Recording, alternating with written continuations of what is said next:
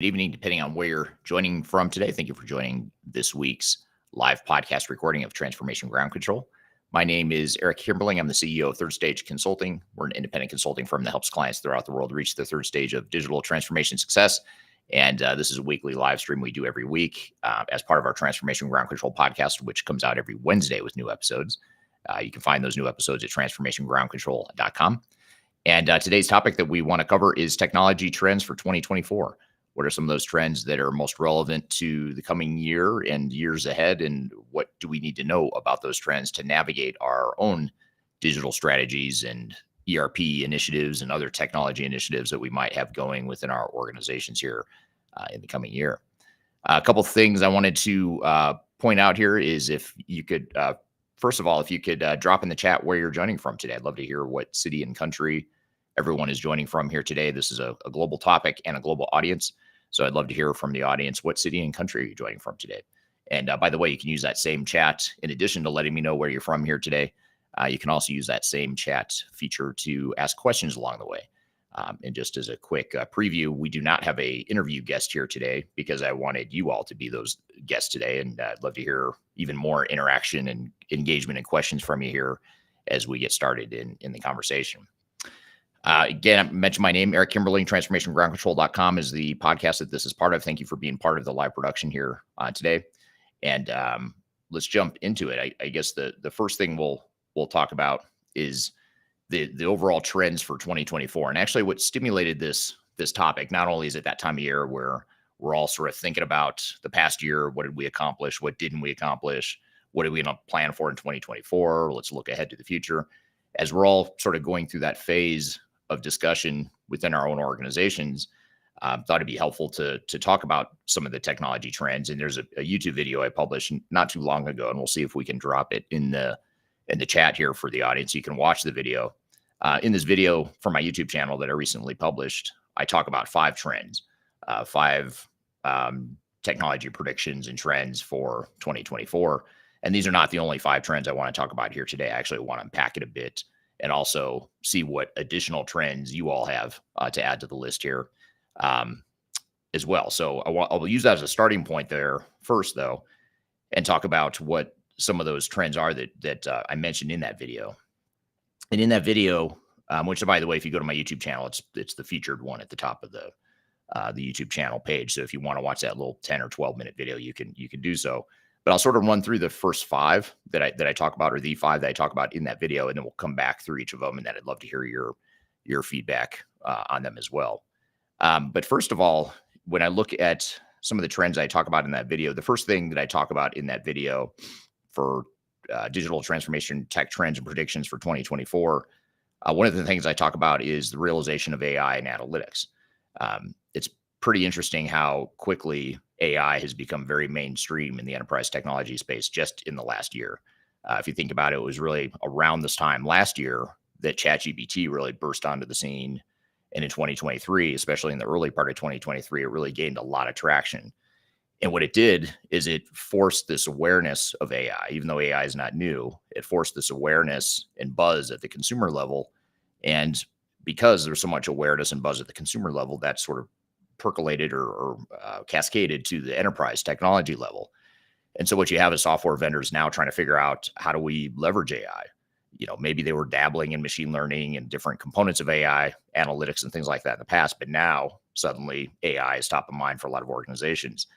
So the realization of AI and analytics is something that I think we need to look at and keep an eye on in 2024 and beyond, because all the major vendors are talking about it. All the major vendors are trying to invest heavily in the R&D cycle of AI, whether it's OpenAI or just using other forms of AI to enable their products. Those are some of the major ways that we're seeing AI affect the enterprise technology space as well.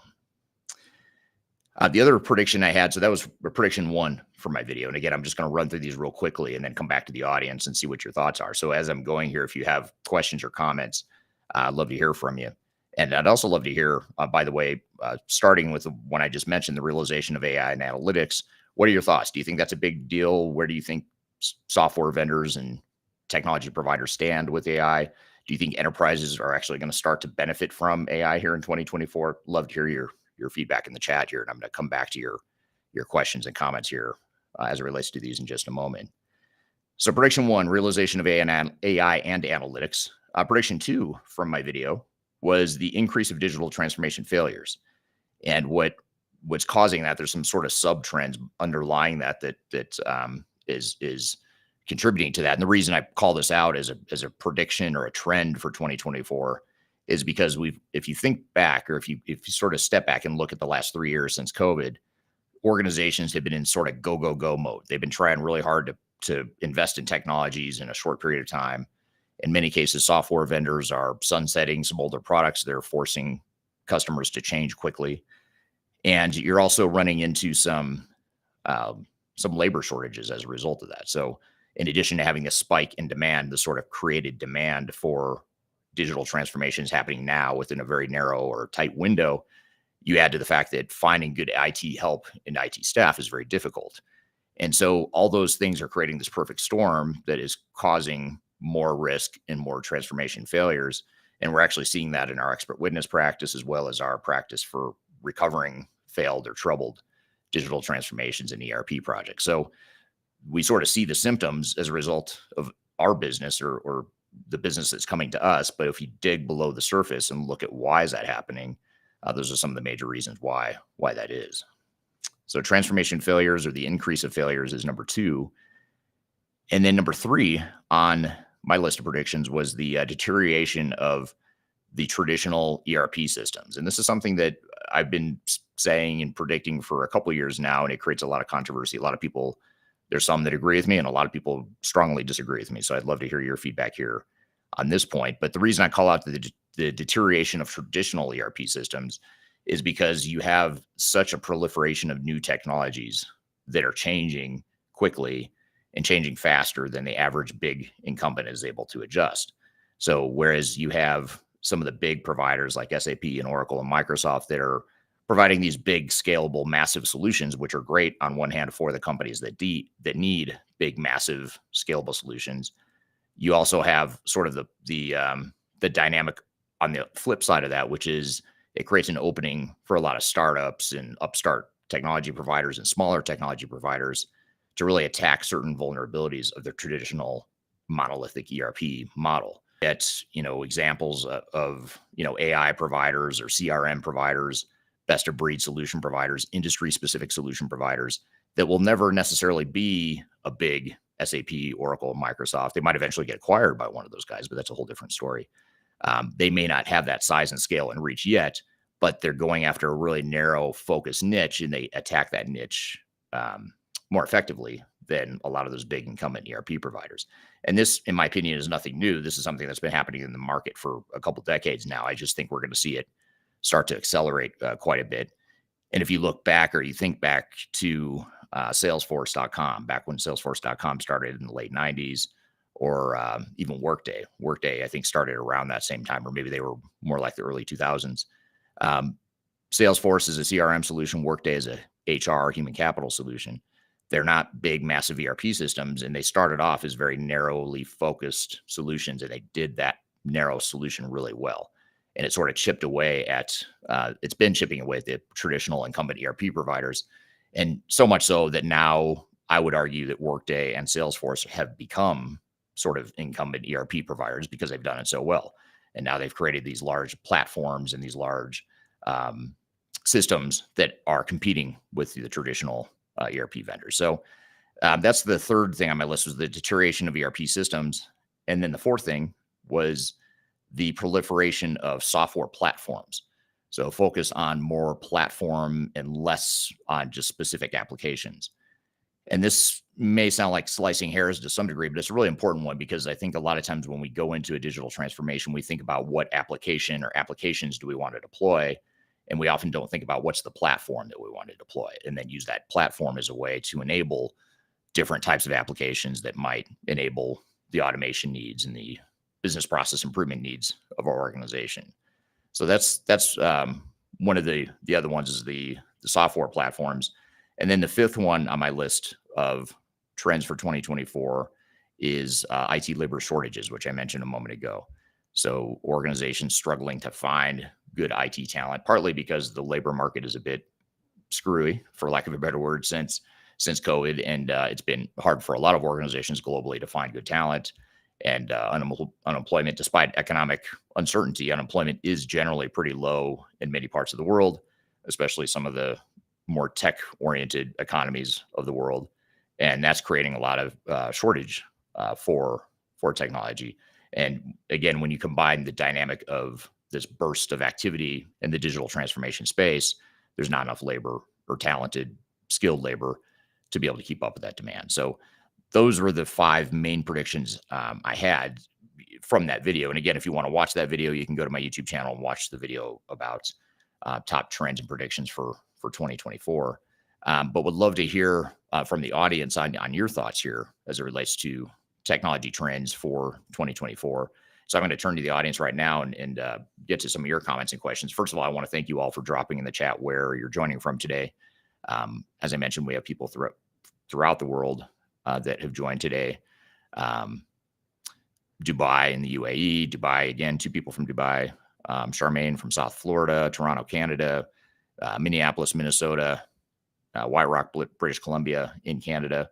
Just a few examples of where people are joining from today. So thank you for dropping in the chat where you are and where you're joining from. And it's great to see such a global community joining us here today. So getting to some of the questions though, and this is a really good one from Kyler on LinkedIn. Kyler says, how can a business ensure its processes are ready for AI? And I think this is a really good point because AI has really put the spotlight on the importance of not only processes and how processes impact data, but just data itself. How are we cleaning up data? How are we migrating data? How are we leveraging data to its full capability to be able to get the analytics and the business intelligence and the insights into our organization based on that data? And so AI, as powerful as it is and as exciting as it is, it's somewhat stunted or hindered by the fact that organizations don't yet have a handle on their data, the data sets themselves that they already have, the legacy data, as well as the business processes that contribute to the data integrity, if you will. And so I think to Kyler's question, how can a business ensure that it's ready for AI or that the processes are ready for AI? I think that's a key. It's a great question. And I think that in and of itself is sort of the answer, which is you have to define your processes and make sure you've mapped out your processes and use that as sort of a blueprint or a guide for how you're going to deploy technology, particularly AI and the data and the analytics behind it. And so again, you can go deploy all the AI enabled technology you want, but if the data and the processes supporting the data don't sync up or aren't effective, you're going to end up with a really expensive tool that could do a lot if only you could get it to work. So getting those processes and data things in place are very important. So that's a great question.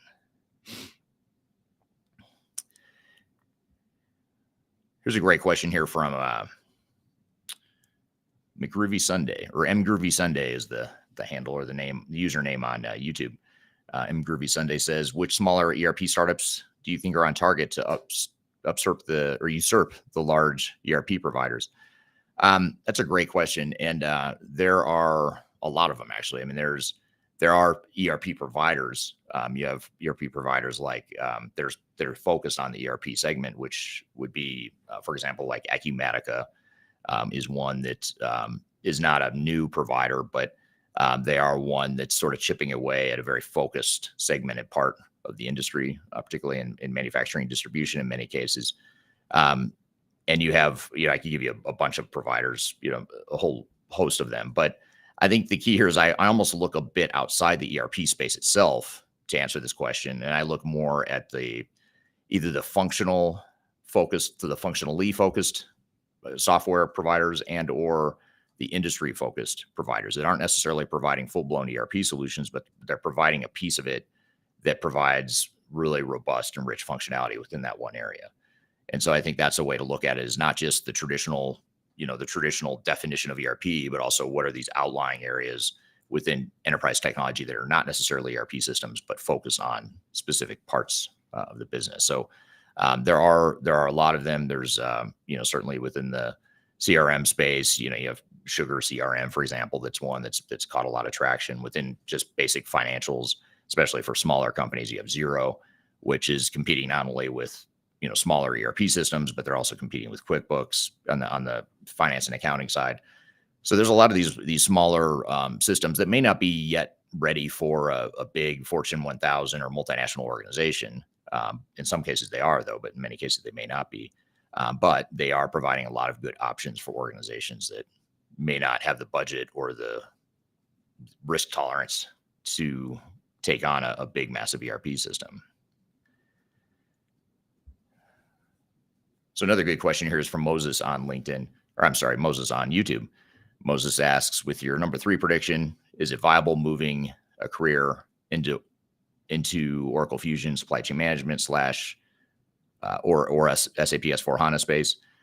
So I think the question is it viable to move into a specific functional or a specific software provider space, I think is the question. I'd say in the 2 examples you give with Oracle Fusion and SAP S/4HANA, I'd say, yes, it is viable to move into those areas, despite the prediction. The number 3 prediction, by the way, just to recap, that was the deterioration of ERP systems. So I think the question here is, well, given the fact that you're predicting ERP systems may deteriorate, is it viable to move into a career in a traditional ERP provider like SAP or Oracle? And I'd say yes, absolutely. ERP systems are not going to go away overnight.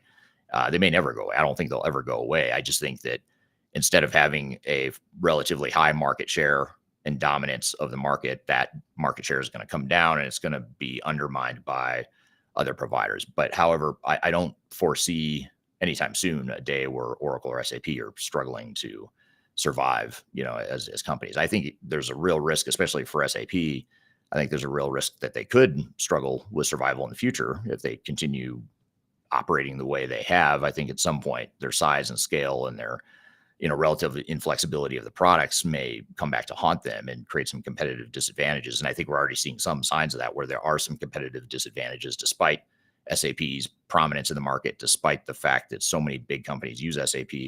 There definitely are some vulnerabilities with their business model and their overall strategy that I think could create some threatening risks to them in the future. But it's not something I would say steer clear of these big guys because, 10 years from now, they'll be gone. I don't think that's necessarily the case. And even if it were true, the experience you get by implementing an SAP or an Oracle is very valuable that you can apply to other, technologies in the future if you decide yourself or if the market forces you to look at technologies other than the ones you might be focused on now within your career. So I know, for example, at Third Stage, when we hire people, we really like and are drawn to candidates that have experience with multiple systems. Just because we're tech agnostic, we don't focus on any one or set of systems. We actually prefer people that have experience with multiple systems. So I don't think it's going to hurt you by any means. It absolutely will not hurt you to focus on one of those big incumbents, at least for the next decade or more. Let's see, a lot of good questions here. Thank you for all the great comments here. This is from Kyler, and I was laughing at the next comment that I'll get to here in a moment. So Kyler on LinkedIn says, I think businesses should prioritize healthy processes over technology. Absolutely agree with that. Could not agree any more with you. So that those business processes, especially with all the options in the marketplace and that sort of proliferation of platforms and different types of applications and things of that nature, that trend points to the fact that you need to have really solidly defined processes, and not only just processes the way they work today, but what is your future state going to be? What is your vision for how your operational model, your target operating model, and your business processes and all that stuff's going to work? How are you going to organize yourselves going forward? What's the shared service model you might be moving towards if you're going to consolidate your HR functions or your accounting functions, your IT functions across the world? Those are all things that you want to have really well defined and use that as a way to enable the processes or the technologies that you might deploy, rather than assuming that the technology is just going to help you define your processes themselves. Now, I will say that, when it comes down to like transactional workflows and how a customer order moves through a supply chain or whatever the case may be, when it comes to the really specific transactional workflows, yes, technology needs to drive those processes. But when you're looking at the more macro level above that, you need to define, what is it we want to be when we grow up operationally, and what do those business processes need to look like? And this is the comment I was laughing at a moment ago from Anders on LinkedIn.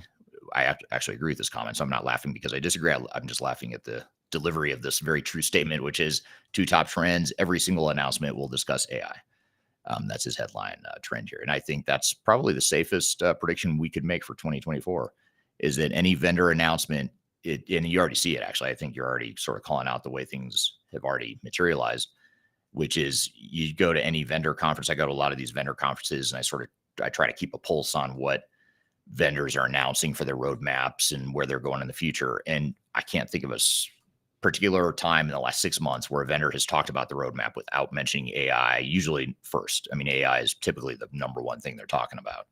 And again, it goes back to my point that it's really fascinating that it took sort of that consumer tipping point, that consumer adoption tipping point in order for enterprise technology providers to start thinking about how can we now start enabling our technology with AI now that, all these people that are using our systems, they're consumers too. They're at home using ChatGPT for, helping with their kids' homework or whatever. So when they're going to be using technology at work now, they're going to expect a similar sort of capability and experience. It's a lot like when social media really took off in the, 2005, 2010 timeframe, with Facebook especially. You saw that the vendors really shifted pretty quickly to try and create a user interface that looked and felt more like, a Twitter feed or a MySpace feed or whatever. I think some of them tried too hard. They're trying too hard to replicate something that's not necessarily relevant to enterprise technology, but they were recognizing the fact that end users of their technologies were also end users of Facebook at home, and they were used to the Facebook experience or the Amazon experience or the Alibaba experience if in other parts of the world outside of where I'm at.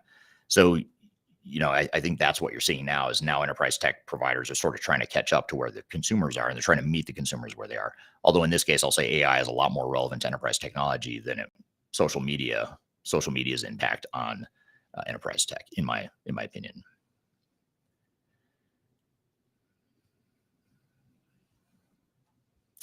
So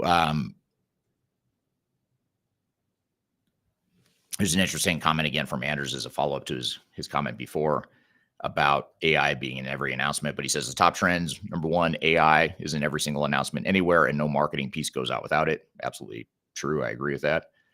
In fact, it does make me wonder, though, if you're a software vendor, is there some other message that might make you stand out if you don't talk about AI? I don't know. You just sort of maybe AI becomes a bit secondary for some software vendors and they have some other great magical feature that they want to focus on instead. I don't know, but that'd be the only potential exception I could see there. But the second thing Andrew says here, he has two top trends. One is that AI being in every single announcement. Number two, the instant disappearance of blockchain and headless as buzzworthy concepts.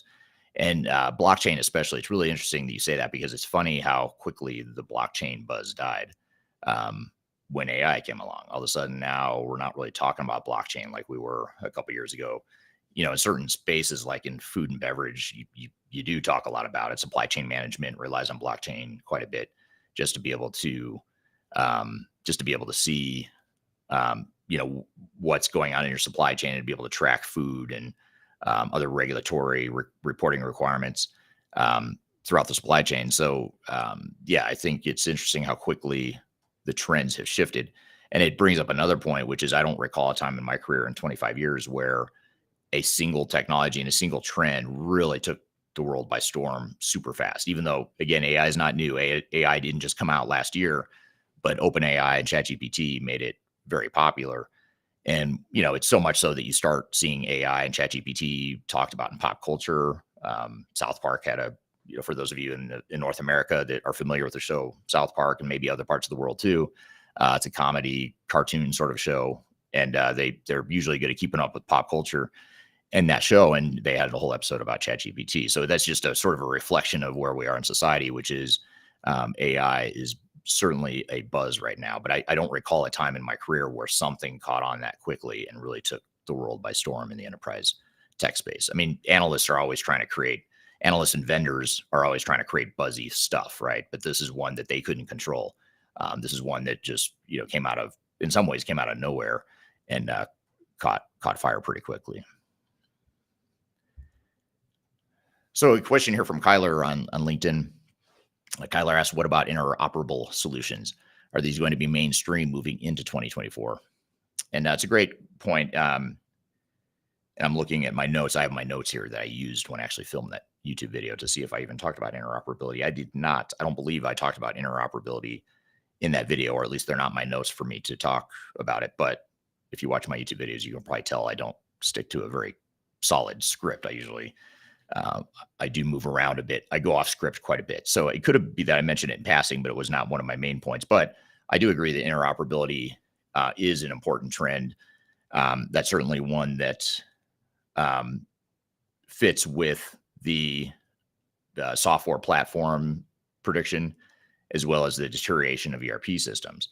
So the fact that you have more focus on a platform that enables different applications, different third-party applications on that same platform, that creates a need for interoperability. So now you have a platform that's great. You're all on the same platform, but you still have different applications now that you're trying to manage.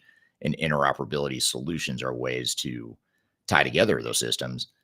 And I think interoperability too is going to be really important as we go into 2024. And this is one that I would actually adjust, from the time I filmed that video 3 months ago, I think it was, until now. One thing that we're noticing in our business at Third Stage Consulting is that organizations, just in the last, I'd say 90 days, they're becoming more conservative and a little bit more cautious with how they approach their digital transformations. I'm not sure what exactly is driving that, but it is something that we're sensing, we're sort of seeing here in the second half of the year, where organizations are saying, hey, let's hold off a minute here on a full-blown massive digital transformation. Let's do some smaller scale incremental improvements now and sort of wait and see on the rest of the stuff, wait and see how the economy turns out, or wait and see how our business goes in the coming year.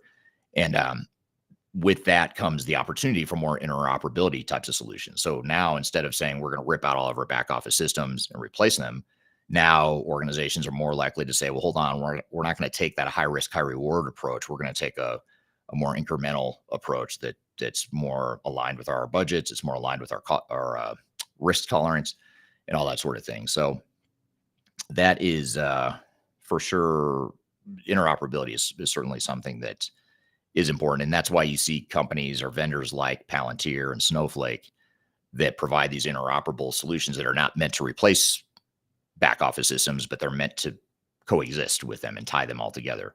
Somewhat, some might view it as more of a Band-Aid solution. So it's a way to put lipstick on a pig or tie together, using Band-Aids and duct tape, the systems you already have. But it is a good alternative. I mean, there's no rule out there that says you have to go through a big, massive transformation right now.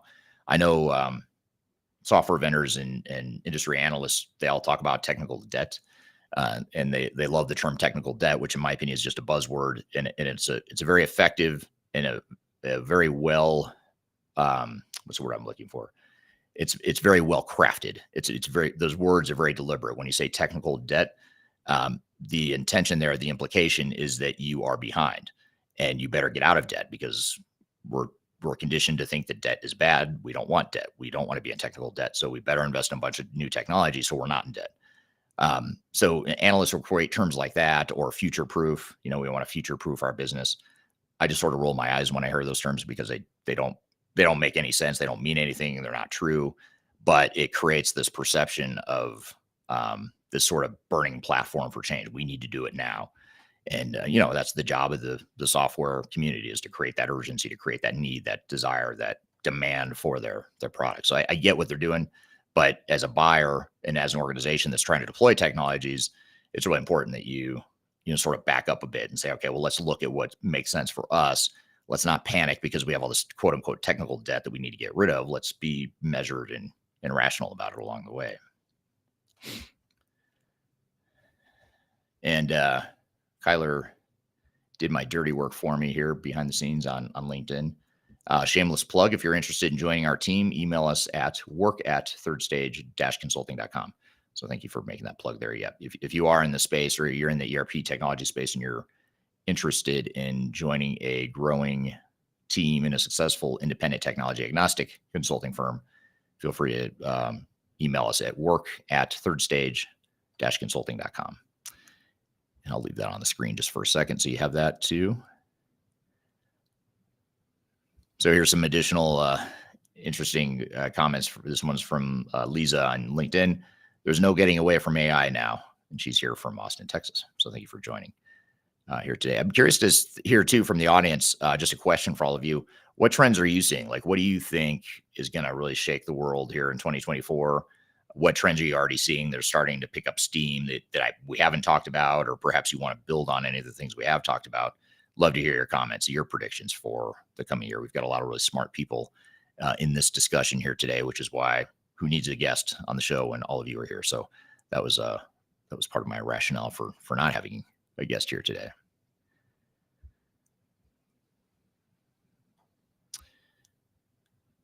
So there's a lot here, so bear with me as I dig through them. There was a question. Oh, here it is. I don't see who this is from, but it's someone on LinkedIn. I don't see the name, so I apologize for that. But this is a question on LinkedIn. What is coming after AI? That is a great question, and I wish I had an answer for you. I think AI alone is going to consume our focus and advancements in enterprise technology here for the next couple of years at least. So it's hard to think about what's next. What's that next ChatGPT moment that's going to totally tip the scale and create all this buzz and this mainstream adoption of a certain technology. I wish I knew. If I did know, I'd probably start a software company and do it. And who knows, maybe that's the way to go. But I do not have an answer for you on that. But I'd love to hear the audience if you have any thoughts on what is the next AI, like what's the next big thing. Because honestly, other than AI on my list here of five, my five predictions for 2024, my five trends for 2024, they're all sort of like incremental trends. They're not big, massive trends like AI. To Andrews's point from LinkedIn, he talks about blockchain, and blockchain was a big thing. What was that? 2 years ago, 3 years ago, maybe. And it still is, but it just doesn't have quite the buzz and the obsession that a lot of enterprises have with AI right now. So I'm curious to hear from the rest of you what you think is next. And here's a potential answer. This is from Ron on LinkedIn. Ron says AGI comes after AI, artificial general intelligence. I don't know what that is, but I would love to hear more. I'm just curious, is that a real term, or is that something that you're suggesting could be a term or an evolution of AI? I feel like I've heard that AGI term before, but I don't know a lot about it. So I'm curious to hear more if any of you in the audience have some answers or details about it. I'd love to hear your thoughts. Here's a great question, and we're going to continue talking about AI, which I had a feeling we would throughout this conversation. I feel like I had a feeling coming in that we'd spend a lot of time talking about AI, which, to several of your points here so far, it's hard not to talk about it repeatedly when you're talking about this stuff. This is from Nima on LinkedIn. Nima says, what would be the biggest constraint to the advancement of AI in ERP? And I'd say a few things. One is we talked earlier on in this discussion, we talked about the importance of business processes and the focus on data. I think those are the two biggest constraints right there, is that you have organizations that are sitting on decades and reams of data that is valuable or could be valuable in many cases, but in many cases it doesn't contain it's not clean data. It doesn't contain complete data. The business processes that are in place are corrupting the data unintentionally because there aren't the right controls in place, or people aren't aware of their upstream and downstream impacts of their processes and their impacts on data. So I think those are the biggest impacts, is just data and business processes that support the data. If organizations can't figure that out and get that stuff cleaned up, then AI is just not going to advance. It's going to be a cool, sexy, shiny new object that we could try deploying, but it's not going to get us the value that we need or want to justify the investment if we don't clean up our data and have effective business processes too.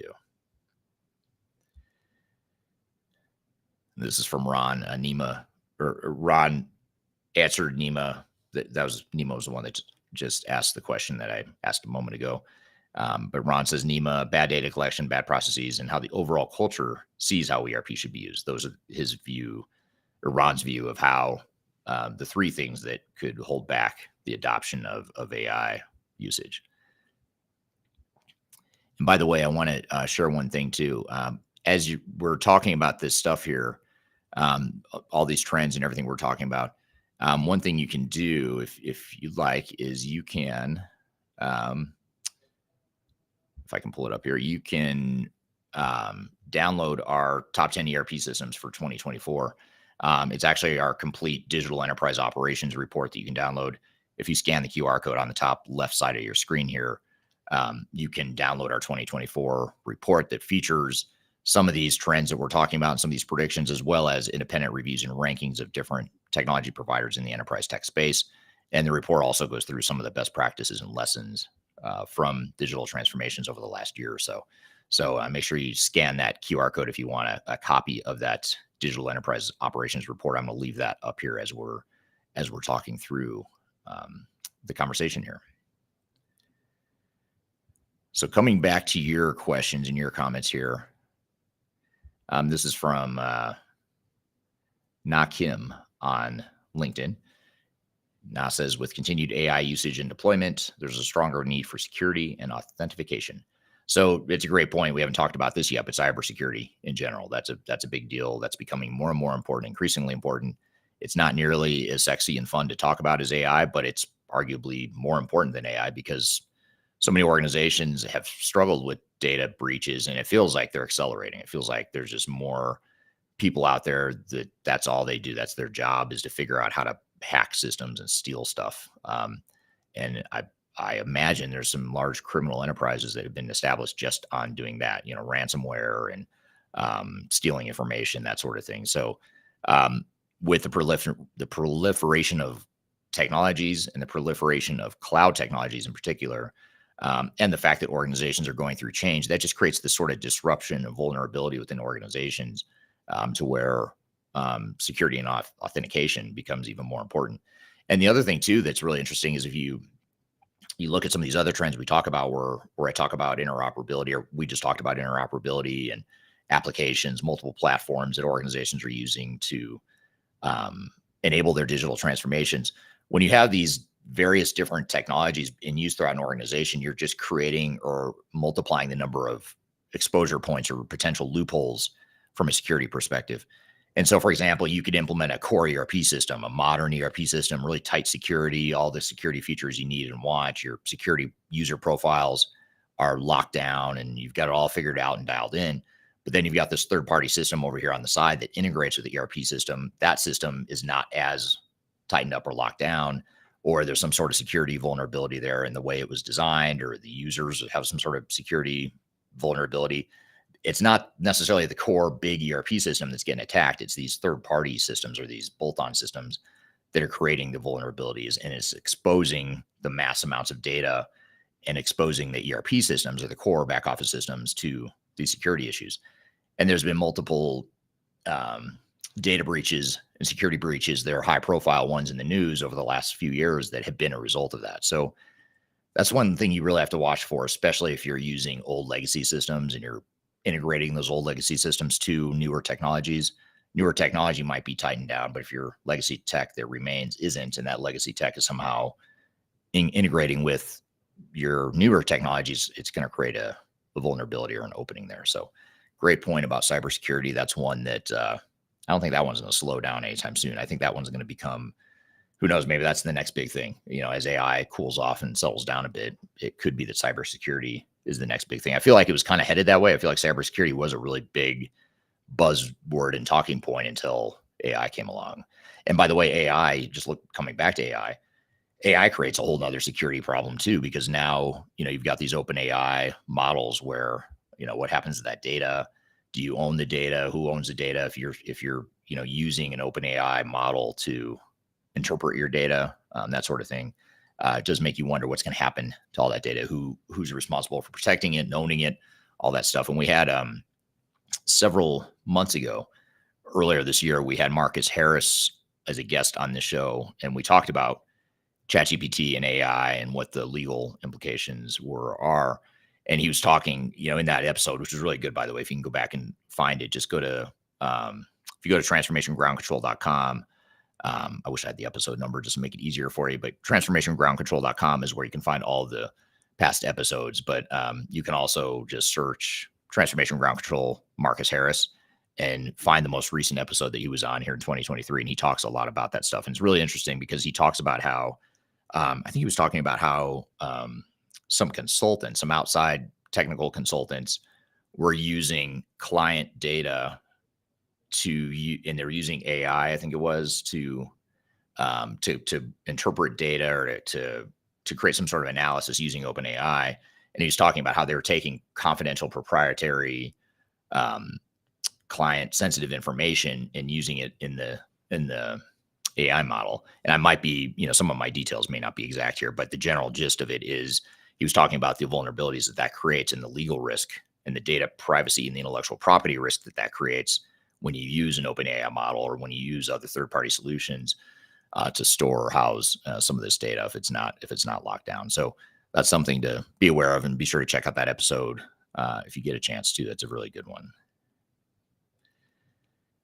And if you're on LinkedIn, Kyler dropped in the chat the link to the podcast episode featuring ERP in South Park in it.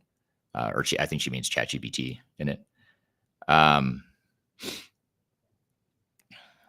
gonna combine two questions here because they're very similar, coincidentally. And they're both from YouTube too.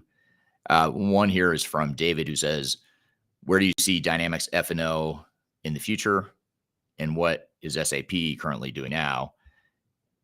And then AD from YouTube asks, "Where do you see Business Central in 2024?" And that's another version of Microsoft D365. So start with what David's question was, where do you see D365 and SAP? I will say that if you scan that QR code that I mentioned at the top of the screen, it says top 10 ERP systems on it, because that report that you get when you scan that QR code features our top 10 ranking, our independent top 10 ranking of systems. And Microsoft D365 F&O is number one on our top 10 list. We're not affiliated with Microsoft. We don't sell Microsoft. We don't care if you use Microsoft or if any of you ever buy Microsoft. It doesn't affect us at all. But the reason we rank it so high is because of its, sort of the combination of its scale and flexibility. It's sort of giving you a lot of different options in terms of being able to scale for the needs of big companies, but it's got flexibility that provides a lot of options for mid-sized companies and certainly multinational, larger organizations as well. So I think D365 has a very strong future. It's Microsoft owned, obviously, so that Microsoft can do their thing with integrating with SharePoint and Windows and making it stickier, a stickier solution for Microsoft shops. So I think all those things point to a pretty bright future for D365 F&O. SAP with S4HANA, I mean, they've got, I guess it's sort of a good news, bad news sort of thing. The bad news, if you start with that first, the bad news is they have a lot of customers that have not yet started their migration path to S4HANA. So you have a lot of legacy SAP customers still using R3 and ECC. So what that means is that they haven't been as effective as they could be with getting more customers to shift over to S4HANA, despite their sunsetting deadlines for ECC and R3. But the good news for them is that means that 2/3 of their customer base are likely to go through an S4HANA implementation here in the next couple of years. So good news for SAP. That might be bad news for organizations trying to do that all at once, because it's going to exacerbate the problems I described earlier with labor shortages and too much change all at once, and organizations moving too quickly because they're being forced to by their vendors. That's contributing to transformation failures, and something that we all certainly need to keep an eye on. And then this follow-up question here, or this separate question here from AD, where do you see Microsoft Business Central in 2024? I'm not sure. That's a great question. I have sort of mixed feelings on it. I think Business Central is a great alternative to NetSuite. So, NetSuite is doing a really good job marketing themselves and expanding their footprint in different verticals within the small and mid-market. Business Central isn't as common, at least in certain parts of the world. I know Business Central and I believe in Latin America and parts of Asia Pacific is very prevalent. NetSuite, I'd say, has more of a global footprint, across the world. But I think there's a lot of potential for Business Central. And I think there's a lot of, it gives you an option if you're not sold on Oracle NetSuite or one of the other smaller ERP systems out there. So I think it could have a bright future. Anything that focuses on small and mid-market is always usually that's going to point to a pretty bright future if you can tap into that market.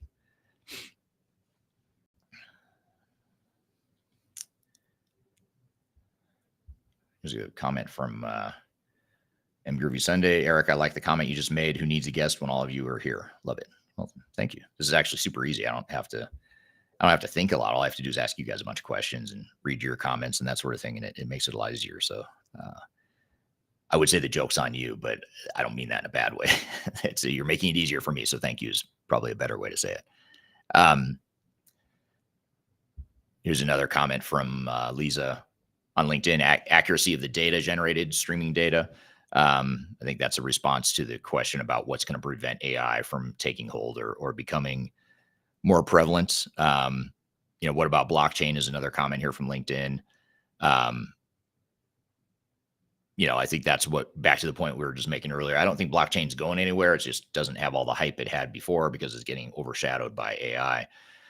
But I think blockchain is one that you still want to keep an eye on because part of the reason why the blockchain hype has settled down too is partly because the cryptocurrency hype has settled down quite a bit. And I think, the dust has settled, over all the hype over crypto. And I think some of the, that hype has sort of come and gone. And the underlying technology with cryptocurrency is blockchain. But from an enterprise technology perspective, blockchain is really effective at traceability and food and beverage and supply chains, things of that nature. So think about, what blockchain can do for an organization that produces food and they have a recall. They can trace back which lot of raw material caused or is associated with the recall. And it allows organizations to trace back through the supply chain, where those products are, the ones that use that certain lot that's getting recalled. Where did they get shipped to? Who has them? Allows you to track everything along the supply chain. So it can be super effective in situations like that. But even a manufacturer and supplier of widgets could benefit from blockchain because it's tracking that information along the way. I think the difference is, blockchain is more of a blocking and tackling, sort of a fundamental sort of underlying technology that allows you to have that visibility and traceability throughout a supply chain. Whereas AI is more broader than that. It can do a lot of different things. It can do more predictive stuff, the generative AI stuff where you can ask it questions. It, in some cases, can replace the need for creating reports or custom reports. It can replace the need from having to navigate a bunch of clunky screens. Now you can just ask the system what it is you need and get it. So AI is a lot broader, and I think that's why you hear more about AI because there's so many different use cases with AI or potential use cases with AI. Whereas blockchain is a little bit more focused and is a little bit more fundamental to some of the basic business processes. There are a lot of really good questions here.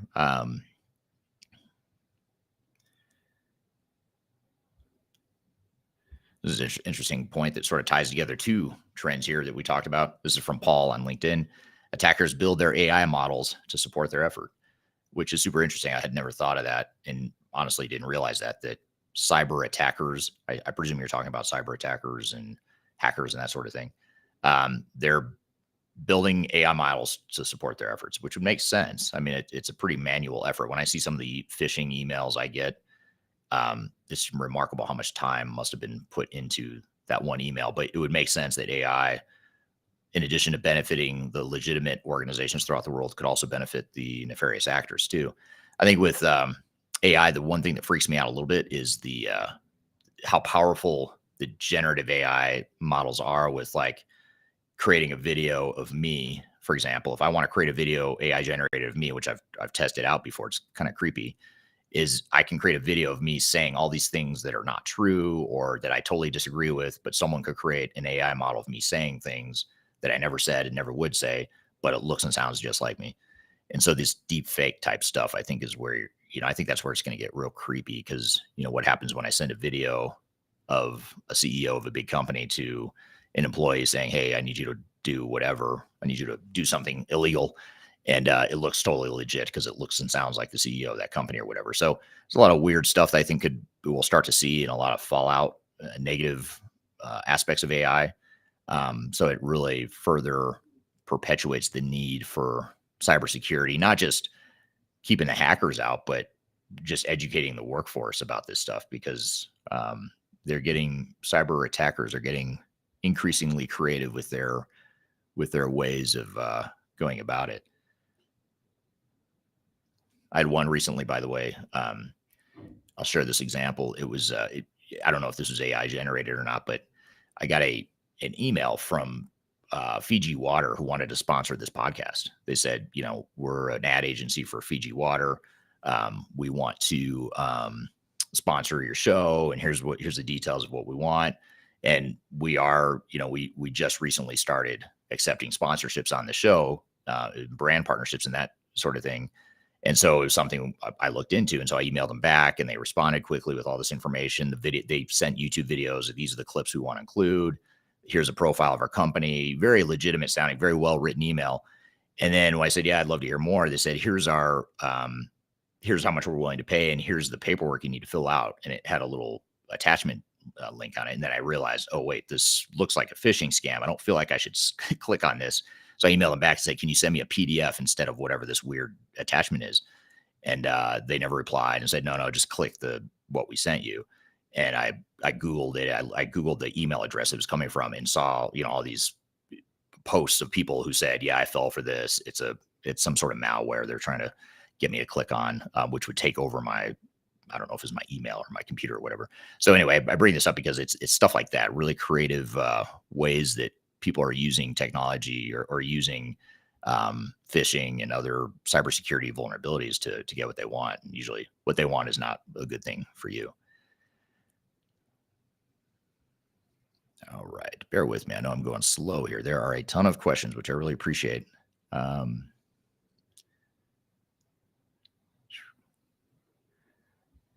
of stuff here. Wow. Okay. And I'm not complaining, by the way. This is awesome.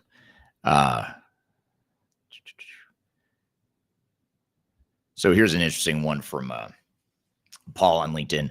So Paul says the issue with AI is that if it is not trained with factual data, it can move in a direction that is not the intended direction. That's a really good point worth noting and worth underscoring, is that if you have faulty data or flawed data in your AI models are going to be wrong. And so as powerful as they can be, they're only as powerful as the data you have. So back to the earlier questions about, business processes and cleaning up data and things of that nature. That's why it's so important to keep those data sets as clean as possible. And this is something that organizations have been struggling with for decades now. And it's something we've been advising organizations on for decades now. So this is nothing new. Data has been important. It's been something that organizations have struggled with. They've struggled to clean it up in the first place when they've migrated the data, and then they've struggled to keep it clean when they have business processes that touch the data and unintentionally compromise the data. But organizations are going to have to figure that out. I mean, they have to in order to leverage AI. So I think it's a great point, because otherwise you're going to see a lot of organizations out there that just waste a ton of time and money on AI and they can't get the value out of it, or they delay the value because the data is so screwed up that they can't get what they need. So here's a question from Rodrigo on LinkedIn. Rodrigo says, will AI in the enterprise create winners and losers based on the AI strategy each ERP vendor has? What are your thoughts? Well, I think it could. I mean, I think eventually over time, I would think AI is going to be somewhat of a level playing field and sort of a minimum ante to provide a viable ERP solution. So at some point, you're going to see some equalization there or normalization or leveling of the playing field with ERP vendor use of data. In the short term, though, I think you are going to have winners and losers. I suppose it's a matter of how big of a winner and how big of a loser are you, based on the software vendor you've chosen. I could see more winners. You're going to have losers for sure. You're going to have companies that invest in a product that doesn't have AI capabilities, or even worse, they're going to invest all this money for the vision or the possibility of an AI-driven enterprise, only to find they've invested a lot of time and money in something that they can't get the value out of because of all the stuff we've talked about before, which is all the data integrity issues and the business process issues. So you could have losers in that way, but I think the winners are the ones that figure it out. I mean, the winners could pull out way ahead of the pack by, if they have the right data, they have the right processes, and they have the right technologies and the right organizational culture and focus and job designs to be able to leverage AI. Those organizations could really, pull away, from their peers considerably if you think about it.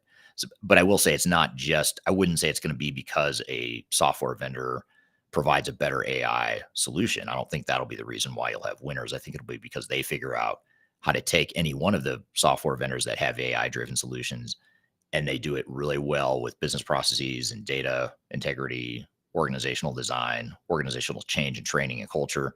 They do all that stuff. That becomes their secret sauce. And the ones that figure all that stuff out are the ones that will become the winners. And then you'll have sort of the rest of the pack a bit further behind them.